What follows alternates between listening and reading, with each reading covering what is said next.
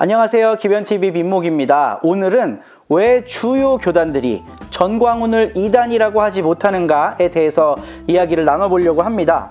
전광훈 어록이 대단하죠. 그 중에 성경과 관련된 거 대표적인 거 두 개만 이야기를 하면요. 하나님 까불지 마, 하나님 꼼짝 마, 하나님 나한테 죽어. 이 유명한 작년에 이야기했던 전광훈 발 메시지가 하나 있습니다. 하나님 꼼짝 마, 하나님 까불면 나한테 죽어.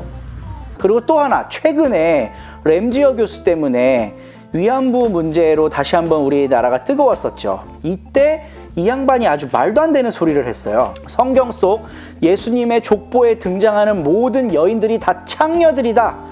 남자 군인들이 전쟁 가면 성욕을 해결해야 되는데 창녀가 필요한 거 아니냐, 이런 발언을 해갖고 또 천인공노할 말을 해서 공분을 샀었죠. 근데 사실 이 사람 이야기를 잘 들어보면요, 목사고 설교를 하고 성경을 이야기한다고 하지만 아무 근거가 없어요. 하나님 꼼짝 마, 하나님 까불면 나한테 죽어, 이거 성경적인 얘기 아니거든요. 그냥 전광훈 발 헛소리예요. 성경에 예수님의 족보에 나오는 모든 여성들이 창녀다, 이것도 아예 허위 사실입니다. 성경에 절대 그렇게 나와 있지가 않아요. 제일 처음 나오는 여인이 다말이라고 하는 사람인데, 이스라엘에는 고엘이라는 제도가 있어요. 형이 죽으면, 형이 후사를 남기지 않고 죽으면 동생이 형수와 결혼을 해서 낳은 첫 아들을 형의 아들로 삼는 거예요. 이거는 어떤 의미에서는 여성보호법이라고도 할 수 있습니다. 다말이 첫째와 결혼을 했는데 첫째가 죽고 둘째도 죽고 이러니까 시아버지가 막내 아들을 안 준 거예요. 막내 아들을 안 주니까 이제 다말이 열받아갖고 시아버지를 유혹해서 아이를 갖습니다. 이거는 고엘이라고 하는 법을 지키지 않은 그 가문에 대한 고발이고, 다말의 시아버지였던 유다의 부도덕함에 대한 이야기인 것이지 결코 다말은 창녀다 이런 구절이 아니에요. 그리고 그 다음 나오는 사람이 라합이라고 하는 여인입니다. 라합은 여리고라는 성의 창녀였어요. 이 사람은 직업적 창녀가 맞습니다. 그런데 이제 이스라엘이 이집트에서 탈출하고 나서 가나안이라는 곳에 정착을 하는데요. 그 첫 관문이 여리고입니다. 이 여리고에 창녀가 존재한다는 것, 그 성 안에 창녀가 존재한다는 것은 그 사회의 부조리와 부도덕함을 비판하는 거겠죠. 그러니까 이 여리고라고 하는 성은 이 여인을 전혀 돌보지도 아끼지도 사랑하지도 않는 거예요. 그냥 막 굴리는 거죠. 그 사회의 부도덕성을 고발하는 존재로서 라합이 등장합니다. 이 라합이 자기들 나라로 다가오는 이스라엘 민족을 두 팔을 벌려 안아요. 절 좀 살려주십시오, 이런 뜻이겠죠. 당신들이 믿는 하나님 나도 믿고 싶습니다, 이런 고백을 하거든요, 라합이. 그러니까 이 여인이 직업적 창녀라고 한들 우리가 생각하는 그런 창녀는 아닌 거예요. 그리고 그 다음에 룻이라고 하는 사람이 나옵니다. 이건 아예 그냥 전광훈 사기꾼이에요. 룻은 창녀였던 적도 없고 창녀이지 않습니다. 룻은 이방 여인이에요. 모압이라고 하는 족속의 여인인데, 이 여인이 이스라엘 사람하고 결혼을 합니다. 근데 이 이스라엘 남자들이 다 죽어버렸네. 그러면 이 여인은 원래 자기의 고향으로 돌아가서 원래 살던 방식대로 살면 돼요. 근데 하나님 나라의 백성인 이스라엘 민족의 그 문화를 동경해서 시어머니를 쫓아 베들레헴이라는 곳까지 따라갑니다. 그러니까 이 여인은 이방 여인이지만 하나님 나라의 문화를 동경하던 여인이었던 거예요. 그래서 이 여인이 아까 다말 때 나왔던 그 고엘이라고 하는 법을 지켜서 가장 가까운 친척 중 하나인 보아스랑 결혼을 해요. 근데 이 보아스가 결국 나중에 다윗 왕의 조상이 됩니다. 이 위대한 이야기의 배경에, 그러니까 이스라엘 사람들이 가장 존경하고 훌륭한 왕이라고 칭송하는 다윗 왕의 조상에 이 여인이 있다고요. 그리고 그 다음은 밧세바라고 하는 여인이에요. 이제 신약 성경엔 우리아의 아내라고 나오는데요. 다윗이 자기 부하의 아내를 몰래 데려다가 강제로 이제 성폭행을 하는 거죠. 그런데 이 이야기가요, 밧세바가 창녀고 막 다윗을 유혹하고 이런 게 아니거든요. 다윗의 교만함과 다윗의 부도덕성을 고발하는 대목입니다. 이것 때문에 선지자가 다윗을 엄청 꾸짖어요. 그리고 다윗도 막 자기가 미안해서 하나님께 죄송해서 눈물이 침상을 다 적실 때까지 기도하고 회개하고 하는 장면이 나오거든요. 그러니까 밧세바가 창녀다? 이건 말도 안 되는 겁니다. 그리고 마지막 이 얘기 꺼내면 이거 천주교인들한테 돌 맞아서 죽어야 되는 거예요. 정광훈 씨는.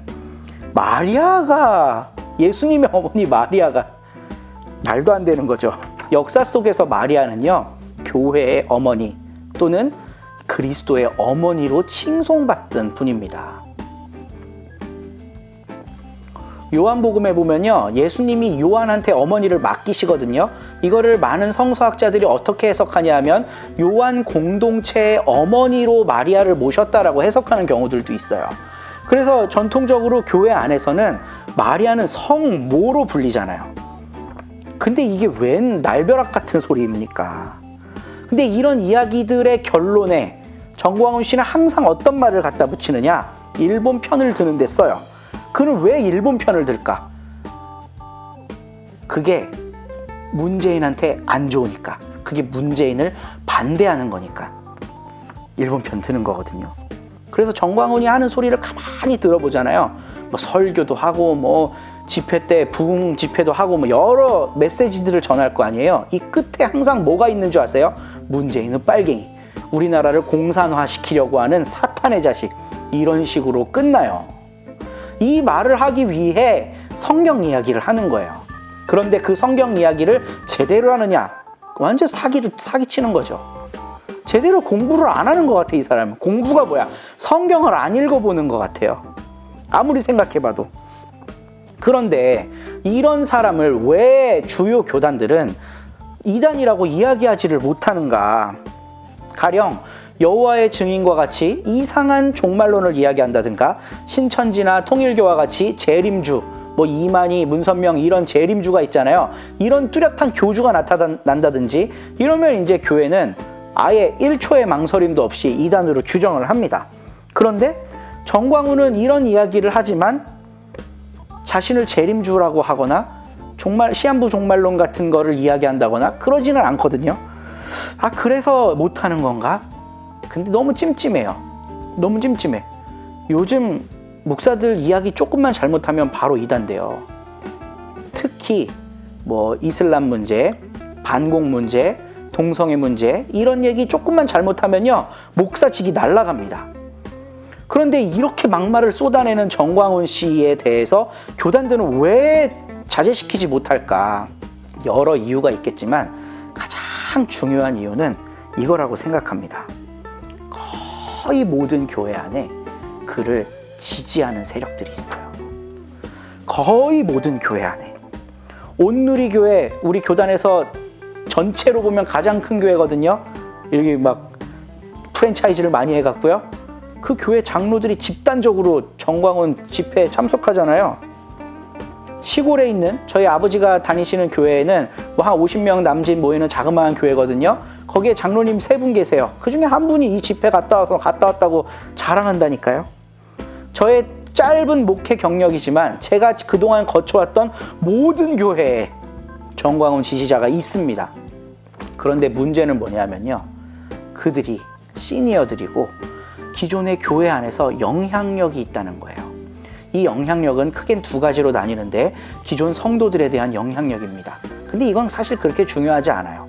더 큰 문제는 뭐냐면 이들이 그 교회 목사를 좌지우지할 수 있는 영향력이 있다는 겁니다. 장로고 항존직이고 이래서 목사를 평가하고, 뭐 안수 집사만 돼도요, 요즘에 장로들이랑 이야기하면서 요즘 담임 목사 좀 이상한데요, 갈아야 되는 거 아니에요? 이런 얘기도 해요. 제가 직접 들었어요. 그런 얘기를 하는 게. 그러니까 목사를 좌지우지할 수 있는 권한이 있는 사람들이 지금 정광훈 집회에 대거 참여하고 있는 상황이에요. 근데 목사가 정광훈은 문제 있습니다, 집회 참석하지 마십시오, 이 얘기를 떳떳하게 자기 교회에서 설교할 수 있을까요? 거의 대부분 다 숨죽이죠. 거의 대부분 아무 말도 안 하죠. 아무 말도 안 하는 것까지만 해도 좋게 봐줘서 양심적이야. 적극적으로 동참하는 경우들도 많이 있습니다. 우리 예장 통합 총회장 목사님이 신정호 목사님이란 분인데요. 이분 전주에서 큰 교회 하세요. 부목사들도 많고요. 시무에서 일하는 장로님들도 20명 정도 됩니다. 그 중에 없을까요? 교단 총회장 교회에 지금 그런 추정하는 무리들이 있을 텐데 이분이 나와서 어떤 얘기를 할 수 있겠어요? 그러니까 결론적으로 이 문제의 본질은요, 목사들에게 있습니다. 목사들이 자기의 목회적 역량을 말씀을 선포하는 것으로 증명하지 않고요, 성도들의 욕구를 맞춰주는 형태로 있기 때문에 이게 문제가 되는 거예요. 그러니까 성도들이 싫어하는 짓은 못하는 거죠. 연예인이야, 인기 연예인. 소신껏 내가 믿는 바 아니라고 생각하는 걸 이야기할 수 있는 구조가 안 돼 있다는 겁니다. 지금 이 한국 교회의 시스템이요. 총회장이라는 무게의 압박감으로 이 얘기를 할 수 있어요. 정광훈 씨는 문제가 있다 이야기할 수 있어요. 그럼 자기 교회에 돌아가면 씹히고 헐뜯기는데? 못해요. 그러니까. 노회장이라도 하려면 교회의 지지를 받아야 되거든요. 교회 돈 많이 갖다 써야 되거든요. 그럼 어떻게 얘기를 해? 돈 주는 사람들이 다 시니어들이고 정광훈 패거리 중에 한 사람 다 끼어져 이렇게 뿌락지처럼 전부 다 끼어들어 있는데 어떻게 마음껏 이야기를 하겠어요? 이 구조 진짜 심각한 문제입니다. 목사들이 자기가 배운 바, 자기가 믿는 바, 자기가 소망하는 바를 교인들에게 그동안 배워왔던 신학적 바탕에 의해서 이야기할 수 있는 구조, 이게 안 돼 있다는 거예요. 그게 병리적인 형태로 나타난 게 전광훈입니다. 전광훈 설교 잘 들어보세요. 복음 이야기 하지 않습니다. 그리스도인으로서 어떻게 빛과 소금이 되어 살아가야 되는지 이야기하지 않아요. 끝에 헌금 얘기, 끝에 문재인 빨갱이 얘기, 끝에 공산주의 박멸 이야기, 끝에 지금처럼 가면 모든 교회 사유재산 다 몰수당하니까 우리가 지금 힘을 모아서 거국적인 운동을 일으켜야 된다는 얘기, 이 얘기밖에 안 하거든요. 정광훈 같은 병리적 현상을 나오게 만든 이 한국 교회는 전체적인 시스템을 다시 한번 보아야만 합니다. 목사가 목회한다는 게 무슨 뜻인가? 교인들을 영적으로 일깨우고 지도하고 가르친다는 게 무슨 의미인가? 물론 목사가 무슨 자격으로 남을 가르쳐요. 그렇지만 교회 안에서 허락된 직분에 의해서 성경을 가르치고 진리를 가르치고 예수님 따라 살자고 이야기해야 되는 게 목사 아니에요? 이 얘기를 못해요, 지금 교회에서. 그래서 전광훈을 이단이라고 이야기하지 못하는 상황까지 왔습니다. 오늘 여기까지고요. 다음 시간에 또 다른 주제로 찾아뵙겠습니다. 감사합니다.